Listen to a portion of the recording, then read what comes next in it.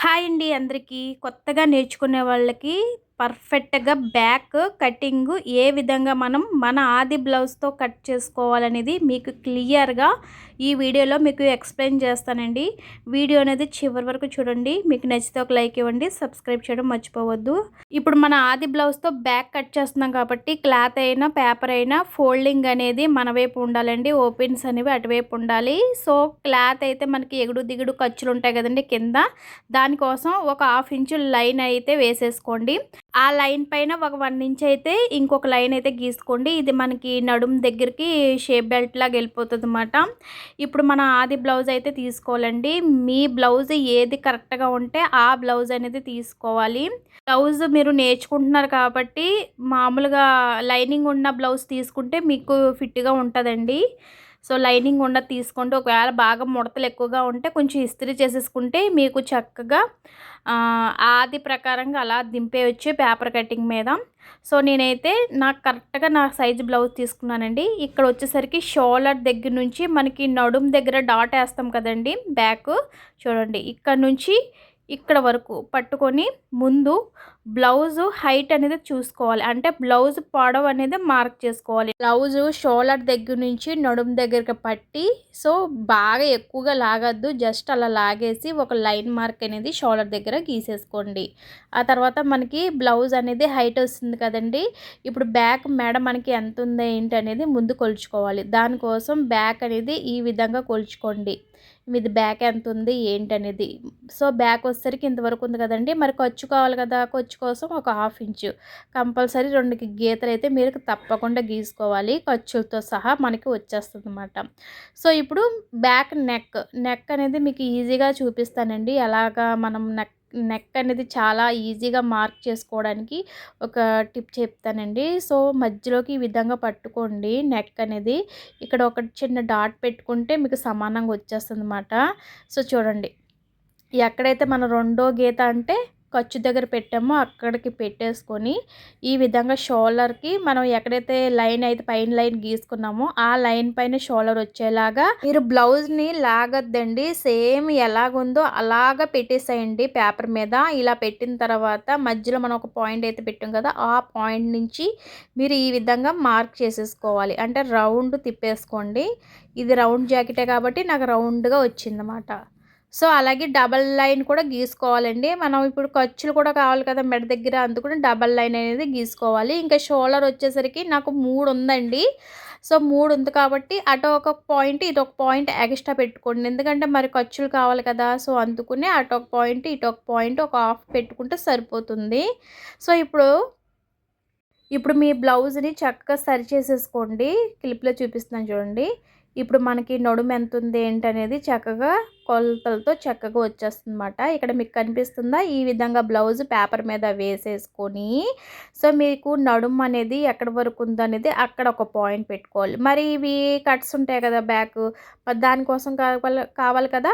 So, ఆ cuts కోసం 1 inch పెట్టుకోండి సరిపోతుంది. ఒక 1 ఇంచ్ పెడితే ఆ 2 కట్లకి మనకు సరిపోతుందన్నమాట. కట్స్ వస్తాయి కదా! ఆ రెండిటికి మనకి 1 ఇంచ్ పెట్టుకోవాలి.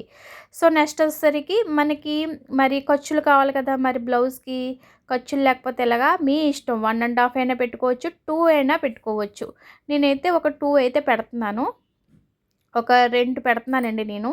అంటే మీ ఇష్టం. ఖర్చు ఎక్కువగా కావాలంటే 2 పెట్టుకోవచ్చు. లేదు ఖర్చు తక్కువగా కావాలంటే 1.5 అయినా పెట్టుకోవచ్చు. ఇది మాత్రం గుర్తుపెట్టుకోవాలి మీరు. ఇది తప్పకుండా మనం ఖర్చులనేవి పెట్టుకోవాలండి. లేకపోతే బ్లౌజ్ మీకు చిన్నదైపోవడము, సరిపోకపోవడము క్లాత్ అనేది జరుగుతుంది.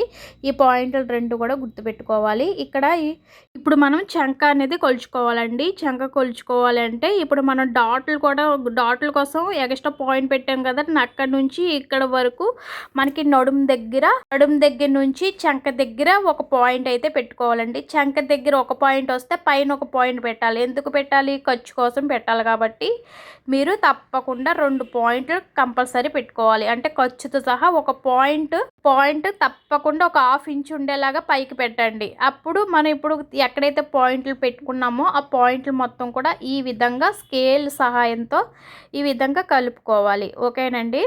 ఇక్కడ నాకు వచ్చేసరికి మెడ వచ్చేసరికి నేను 3 ఇంచులు పెట్టుకున్నాను. కొంతమంది 2.5 అలా పెట్టుకుంటారు. నాకైతే 3 అయితే కరెక్ట్‌గా సరిపోతుందండి. షోల్డర్ వచ్చేసరికి నేను 3 పెట్టానండి. ఇప్పుడు మనం ఏదైతే పాయింట్లు పెట్టుకున్నామో ఆ పాయింట్లు కూడా మనం చక్కగా స్కేల్ సహాయంతో ఈ విధంగా లైన్ మార్క్ అనేది వేసేసుకోవాలి. ఇక్కడ నేను ఖర్చులతో సహా నేను మీకు చెప్పడం జరిగింది. మీకు అర్థమైంది అనుకుంటున్నానండి. ఒకవేళ మీకు అర్థం కాకపోతే ఇంకా డీటెయిల్‌గా చెప్పడానికి ట్రై చేస్తాను. వీడియోస్ కూడా పెడుతూ ఉంటానండి. తప్పకుండా మన ఛానల్‌ని ఫాలో అవ్వడం అసలు మర్చిపోవద్దు. ఇప్పుడు బ్యాక్ మన నెక్ దగ్గర చంక దగ్గర 1 ఇంచ్ అనేది మార్క్ చేసుకొని 1 ఇంచ్ దగ్గర నుంచి రౌండ్ అనేది మనము చంక రౌండ్ అనేది తిరుగుతుందన్నమాట. ఇది ఒకటి పాయింట్ గుర్తుపెట్టుకోవాలి.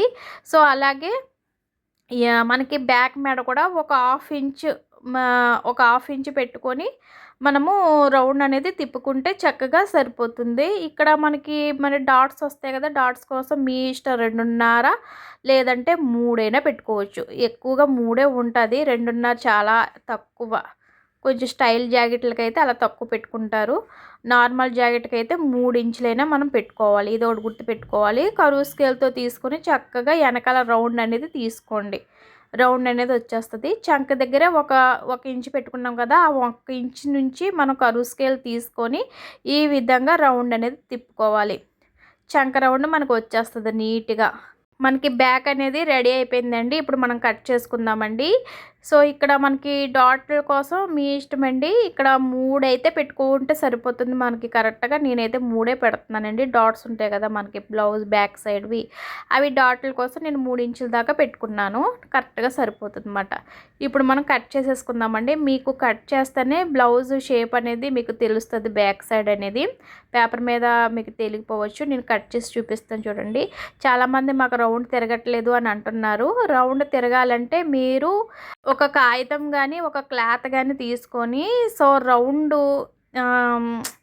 సర్కిల్లా చేసేసుకొని అలా తిప్పుతూ ఉంటే మీకు కూడా ప్రాక్టీస్ అయిపోతుందండి. సో ప్రాక్టీస్ చేస్తే మనకి రౌండ్ అనేది తిరుగుతూ ఉంటుందన్నమాట. ఓకేనా అండి? అది కూడా చూపిస్తాను ఎలా ప్రాక్టీస్ చేయాలనేది. ఫస్ట్ అయితే మనకి బ్యాక్ అనేది రెడీ అయిపోయింది చూసారా. చాలా సింపుల్ అండి. మీకు అర్థమైంది అనుకుంటున్నాను. ఒకవేళ అర్థం కాకపోతే కామెంట్ చేయండి. ఇంకొకసారి మంచిగా ఎక్స్ప్లెయిన్ చేసి మంచి వీడియో పెడతాను. ఓకేనండి. ఇప్పుడు చెప్పాను కదా, ఒక హాఫ్ ఇంచ్ మనం లైన్ అయితే గీసుకున్నాం కదండి, అది అయితే మనం ఎగుడు దిగుడు ఉంటుంది కాబట్టి తీసేయాలన్నమాట క్లాత్కి. ఇప్పుడు చూడండి సమానంగా ఉంది. బ్యాక్ అనేది రెడీ అయిపోయింది. ఇక్కడ డాట్స్ వస్తాయి కాబట్టి ఇక్కడ ఒక చిన్న టక్స్ ఇచ్చేయండి.